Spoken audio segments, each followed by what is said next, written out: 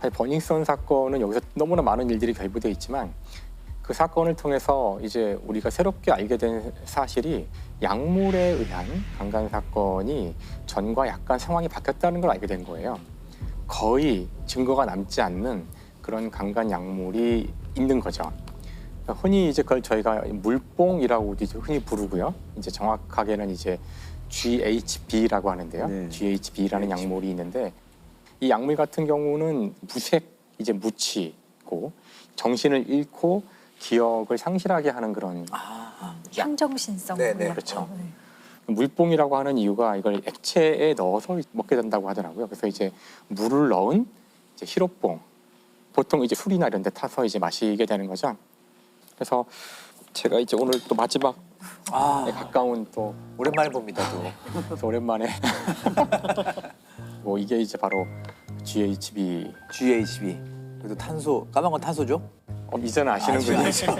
이제는 서당계 3년이면 그러니까요. 까만 건 탄소. 이제 네, 까만 건 탄소고 빨간 건 뭘까요? 산소? 네, 빨간 건 산소고 하얀 건 수소죠. 그러니까 사실 우리 몸에 있는 가장 흔한 생명의 원자들로 되어 있는 것이고, 그러니까 무슨 뜻이냐면은 이거는 몸에 들어가면 분해가 금방 되고 분해가 되면은 사람 몸에 반드시 필요한 물질이 된다는 뜻이죠. 그러니까 몇 시간, 한 12시간 정도 이상 지나게 되면은 사라지기 때문에 몸에 자연스럽게 흡수가 되는 거죠. 흡수가 돼서 사라지는 거예요. 몸에 다른 그 익숙한 물질로 바뀌거나 그러는 거죠. 네, 네. 그래서 빠르게 검출을 하지 않으면 증거가 남지 않고 그런 되게 차원이 다른 종류의 약물이 하나 생겨난 거예요. 그래서 오늘 제가 얘기하려는 중요한 그 사건은 바로 이 GHB가 그 성범죄에 사용된다는 것이 널리 알려지게 된 계기가 바로 버닝썬 사건인데요.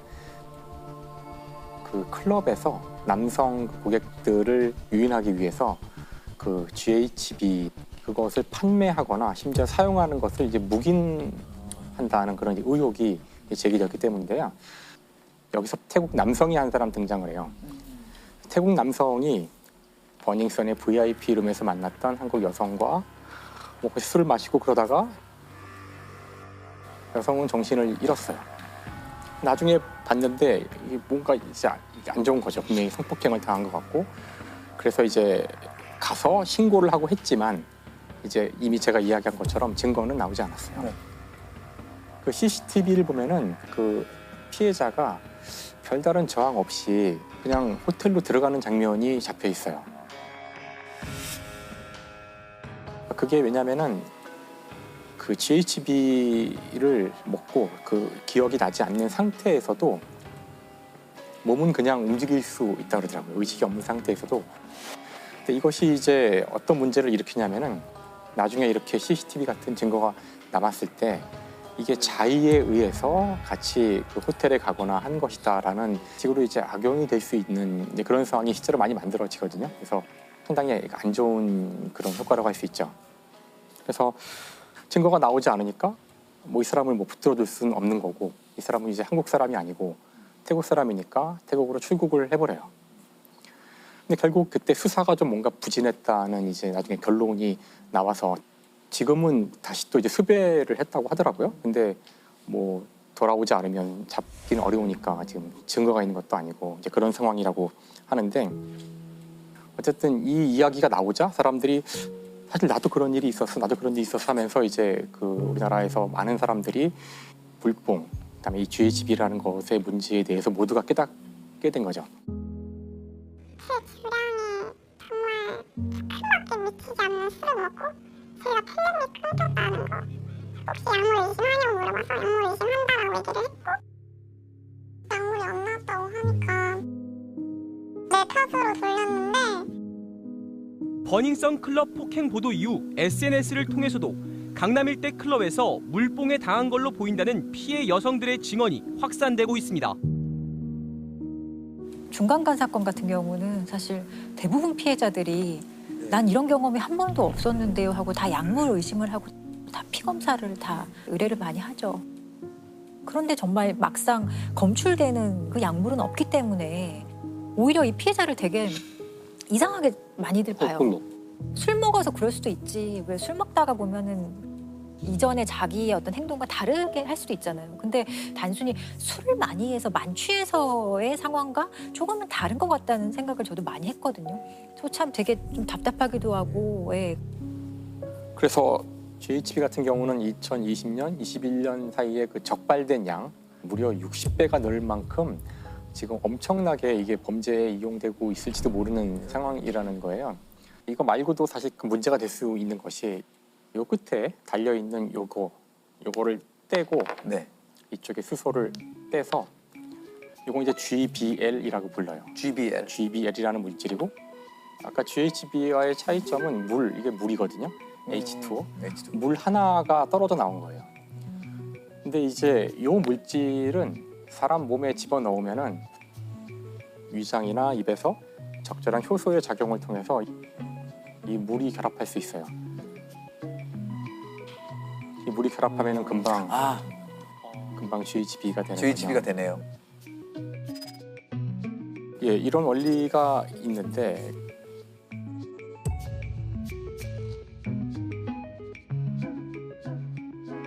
참 안타까운 일이지만 이걸 이용해서 범죄를 저지른 약사가 있어요. 뭐 약사니까 이제 요걸 이제 아는군요. 알고 있었던 것이죠. 그래서 30대 중반의 약사였던 A 씨가 뭐 약사나 이런 의사 이런 사람들로 주로 상대하는 그런 데이팅 웹 같은 게 있다 그러는데, 근데 거기서 이 약사 A가 어떤 여성 B를 만나서 이제 요 약물을 이용한 강간 사건을 벌이는 거죠. 이른바 물뽕으로 불리는 마약류 GBL을 이용해 여성들을 성폭행하려 한 약사가 기소됐습니다. A씨는 소개팅 애플리케이션 등을 통해 만난 여성 6명을 상대로 물뽕의 원료인 GBL을 술에 타 먹인 뒤 성폭행하는 등의 수법으로 성범죄를 저지른 혐의를 받고 있습니다. 이 경우는 아마 약의 양을 잘 맞추지 못한 건지 여성이 뭔가 이제 이상한데 다행히 정신을 잃거나 그런 건 아니어서 부랴부랴 병원에 가서 진단을 받았는데요.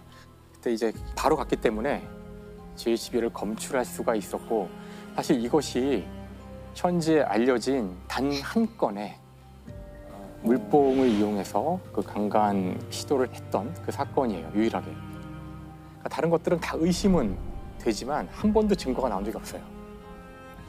그래서 검찰은 이제 수사를 한 끝에 약사 A 씨에게서 그 GBL을 1리터를 구매했다는 기록을 찾게 돼요.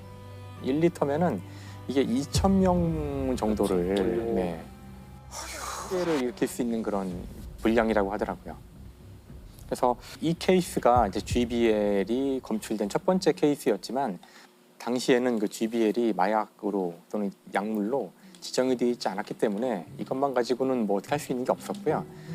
하지만 이제 졸피뎀을 가지고 있었거든요. 그래서 당시 졸피뎀은 향정신성 의약품이었기 때문에 이제 이것 때문에 문제가 돼서 기소되는 데 도움이 되죠. A 씨 같은 경우는 징역 4년을 이제 선고받았고요. 그리고 5년 동안 아동 및 청소년 관련 기관에 취업할 수 없도록 이제 선고가 내려졌거든요. 근데 이게 지금 문제가 아까 얘기한 그 GHB는 그래도 마약으로 이미 지정이 돼 있고요. 이건 이제 소지하거나 그래도 안 되거든요. 네. 근데 문제는 이 물질은 아직 정식으로 이렇게 범죄용 약품으로는 지정이 안 돼 있다고 하더라고요. 사건 일어났을 당시에는 요 GHB의 원료가 되는 GBL은 그냥 원료인 거예요. 원료이기 때문에 이거는 소지하고 관리가 마약류 관리에 관한 법률에 따른 어떤 제재가 전혀 없었던 거예요. 이게 좀 문제가 많았기 때문에 그 마약류 관리에 관한 법률에 보면 아주 좀 유해하거나 뭔가 오남용이 우려될 때 그럴 때 임시 마약류 지정을 하는 그런 제도가 있어요. 네, 식품의약안전처에서 그걸 지정을 하는 건데 이제 2022년 1월이 되어서야 GBL이 그 임시 마약으로 지정이 돼요. 1년 이상의 유기징역이거든요. 그러니까 뭐 최대 30년까지 처벌받을 수 있는 거죠. 보통 뭐 약물로 인한 성범죄가 좀 더 가중처벌이 있나요? 약물을 사용했기 때문에 더 가중처벌한다는 규정은 우리나라에는 없어요. 예. 우리는 그래도 이제 마약에 대해서 좀 철저하게 관리를 해왔던 나라이기 때문에 이런 식의 얘기가 조금 뒤늦게 지금 나오기 시작을 한 거고 최근에 사실 되게 많이 퍼져 있다고 저도 느껴지거든요. 뭐 약물을 사용해서 결국에 의식을 잃게 만드는 게 목적이잖아요. 그리고 뭔가 성범죄를 아주 용이한 상황을 만드는 거기 때문에 이것 자체가 폭행으로 보거든요. 네. 강간 상해죄나 강간 치상죄가 성립하는 경우가 있죠. 저는 칼과 총하고 무슨 차이가 있는지 모르겠어요. 더 위험할 수도 있죠. 사실은. 그러니까요.